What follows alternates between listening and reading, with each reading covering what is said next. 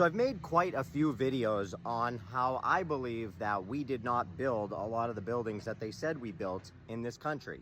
And it's interesting to me because when you look at these buildings, they say founded on. There'll be a cornerstone and it'll say founded on, founded on, founded.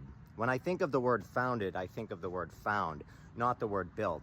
And if I were to have built a building, I don't know, 150 years ago, before power tools or before anything that would help me build this building, I would probably put that I built the building on the building, but I don't know, that's just me. I wouldn't write that I founded it. That's a little ridiculous. Now, another thing that's ridiculous, and why do I even mention this, is because, for one thing, so many of the stories we get about these buildings are insane. That they built the building in 1 year, that the building burnt down 8 times and they moved the building, all these crazy, ridiculous stories. You get stories that entire towns were burnt down because a donkey kicked over a candle, and that's a real story. I forgot what town burnt down, but I'm not sure that people realize every major city in the world burnt down in the 1800s. How? How do you burn down every major city in the world? Seems to me you would have to try to do that, but anyway, I find it funny that people still believe Christopher Columbus founded America, when you can look in ancient cave drawings from all over the world, Egypt, Australia, China, all over the world. You can look at ancient cave drawings and you see boats. These drawings are 5,000 to 10,000 years old, big boats. So you're telling me they had these big boats thousands and thousands of years ago, but they didn't go anywhere? They just had the boats for fun, I guess. This is what I'm talking about. Our history makes no sense. I'm pretty sure they weren't making boats thousands of years ago and then just sitting on the boat in the harbor. Does that make any sense?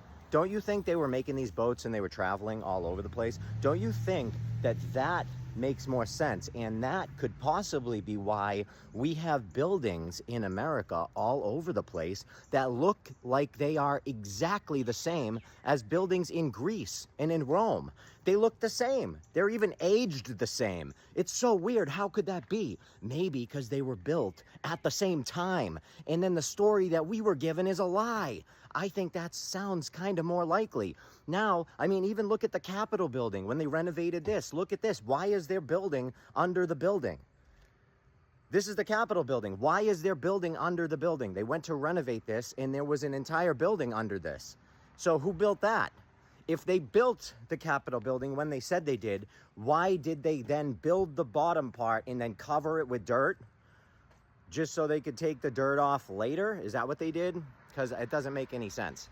So you got to start, looking into things, start using your brain, start using logic. I mean, this just doesn't make any sense to me. You don't build a building and then cover it up with dirt just to take the dirt away later. That's silly, all right?